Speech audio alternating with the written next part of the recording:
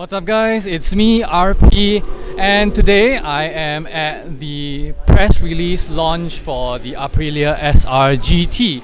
Now, Aprilia has invited me and fed me, wine and dined me like a romantic partner to get me here to take a look and share with you about the new SR GT scooter. Now, the SR GT scooter is really interesting on paper. Now, there was a bit of a hiccup with the test ride. I was only allowed to ride one round around the track, and that is at low speeds following the safety marshal. So there was not enough time to actually take a look at its actual full capabilities in terms of performance. But there are little snippets of other things that I could actually glean from just sitting on a bike, touching the controls and fiddling around with the little things on the bike itself. And I'm going to show it to you right now. I would like to preface the video by saying that the reason we were not given much time to test ride the SR GT was because it had been raining heavily before and during much of the time allotted to the press release. As such, the organizers only had 1 hour allotted for their time on the track to let the entire list of media guests to have their run on the bike itself. Furthermore, as the track was incredibly wet, they did have a duty to ensure nobody was injured on the premises, thus the speed limited run. So right beside me is Fahan on, and he's continuing on with the SR GT. Sorry, I'm interrupting your show as well. Okay, so yes, we just pop inside everybody else's videos. So the SR GT is a 174 single cylinder scooter. It is, for the most part, very tame as a vehicle. There is a 125cc model that is meant for the European market. In Singapore and pretty much the rest of Southeast Asia, especially all the way up to Japan, we will mostly be seeing the 200. 200 is 174cc. 200 model that is homologated more for our market. Now, the 200 GT over here is going to cost about $18,000 on the road as of June 2022 in Singapore. If you're going to get the sport trim, it's going to cost about $18,500. The extra $500 only gives you the red rims on the SR GT and some additional paint job. So for those of you that just want a nice looking bike without actually getting the effort of making your own decals and painting the bike yourself, the SR GT Sport is something you can consider for the extra $500.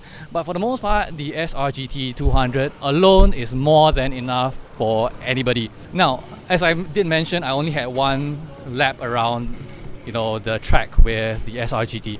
It's not enough to actually talk about the performance, the top speed, the actual handling of the bike under stress.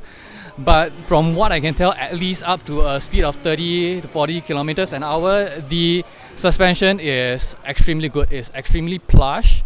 The seats are relatively soft. In terms of the build quality, it is pretty good. Okay, that's why you are paying a premium for it. Now, what I really like about the SR GT in general is the fact that they have now brought in a technology that has been on many cars for the past 5 years by now, especially with hybrids, and that is what we call the engine start-stop technology.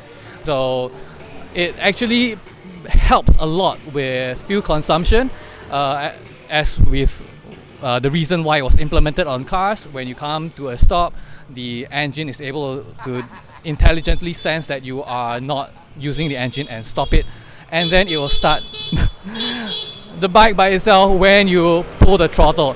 Now that the option to turn off that start-stop engine technology is not going to be on the menu switches, there is a dedicated button for it.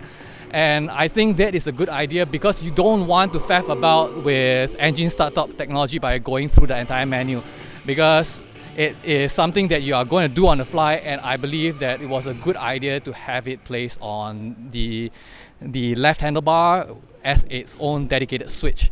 The SRGT has a tank capacity of about 9 liters. I am going to take Aprilia's word for it, and we are going to say that you are going to expect a mileage of close to 26 to 28 kilometers, actually even more than that per liter. I'm going to get back to you on that actually, and I'm going to put the numbers down. Okay, so the SRGT comes with a full LCD display. Now, if you have the mode button here, very large, very easy to access, and this button is meant to disable and enable the engine start-stop technology. So if you want to, let's say, have the engine continue running at a stoplight, you can turn it off with this button, and if you want it on, well, you can just press auto, and then when you come to a stoplight, the engine will kill itself and be ready to be started when you pull on the throttle. Now, in my experience, I feel the auto start-stop technology can be a bit delayed a bit.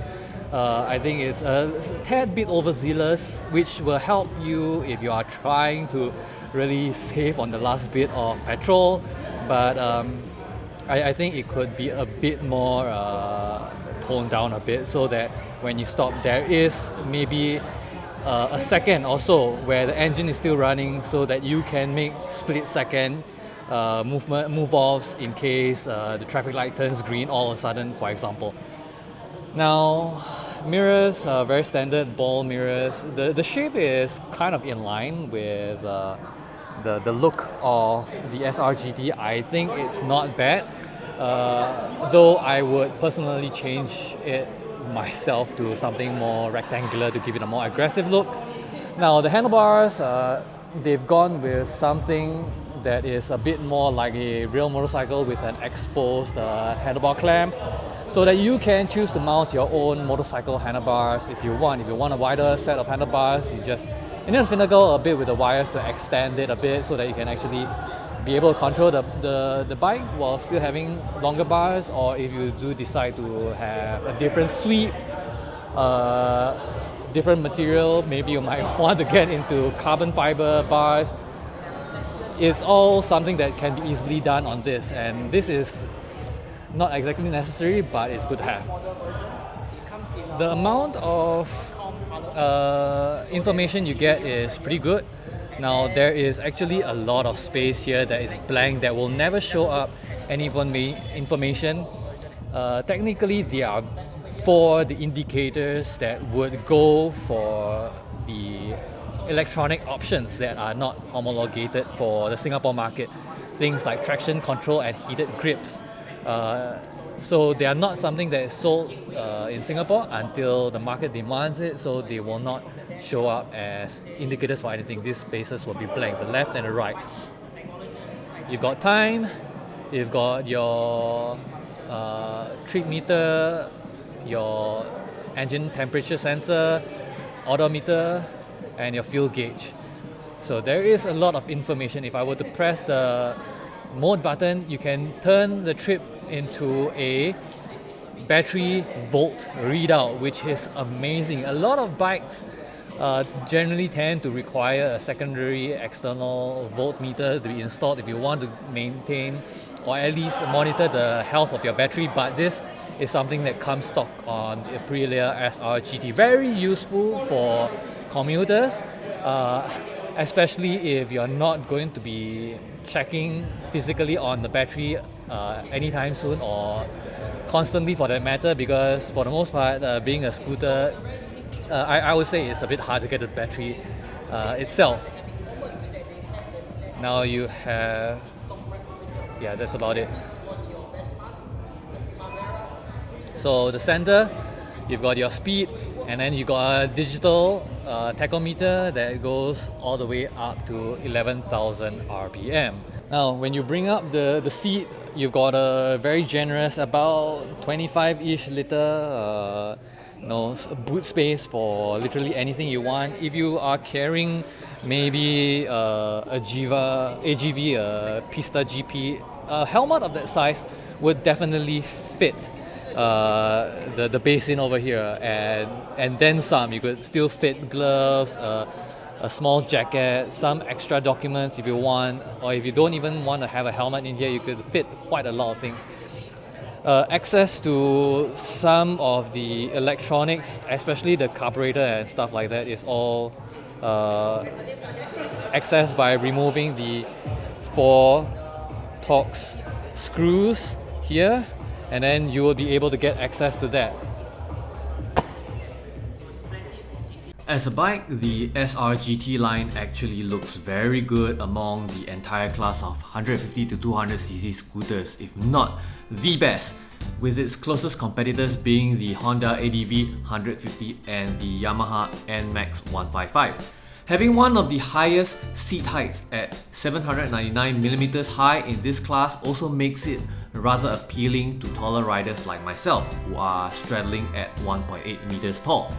The standard floorboard position for your feet felt rather cramped for someone my height, but luckily they had a secondary cruising position for your feet further up that you can rest on, which I personally would consider the default footrest if you are a taller rider. It is a good thing that the handlebar clamps are exposed for easy adjustment, as the bars themselves are swept back and raised a bit too much for a rider my height. It would be perfect if you were around 165 to 170-ish centimeters tall, but I personally would be rotating the controls a bit forward. The SR-GT also has app connectivity with their MIA system, which you can use to track various telemetrics on your phone like top speed, lean angle, etc. I won't be getting into it as it is entirely optional.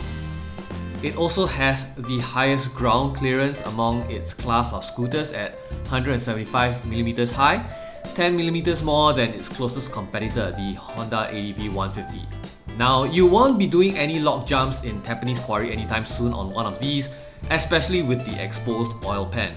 However, it will give you more than enough clearance to hop on and off curbs, do a bit of green laning without worrying about the odd rock here and there, and really lean far into the corner without damaging any of the bodywork. It comes with non-switchable ABS, only on the front, as standard, and sports a pair of wave brake discs both on the front and back. The front-only ABS setup will be useful on dirt roads, as you have at least the rear wheel capable of locking up for descent.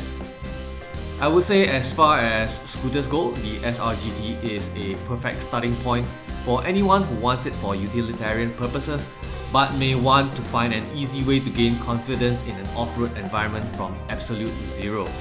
Now, I know I have not talked much about how well it handles, the amount of roadworthy power it is capable of delivering, and its engine profile due to the lack of time on the bike itself under realistic scenarios. However, I am in the process of contacting the marketing and PR team again to reschedule another longer test ride and review for that purpose, and hopefully I will be able to get back to you guys again on that, as well as things like comfort and ride quality and engineering topics like ease of access to electrical components for maintenance. However, if you like this video, leave a like, hit the bell notification icon and subscribe to my channel. And if you have anything you would like to feedback to me about the SR-GT or discuss about the SR-GT in general, drop a message down in the comment section below and I will see you next time. Bye bye.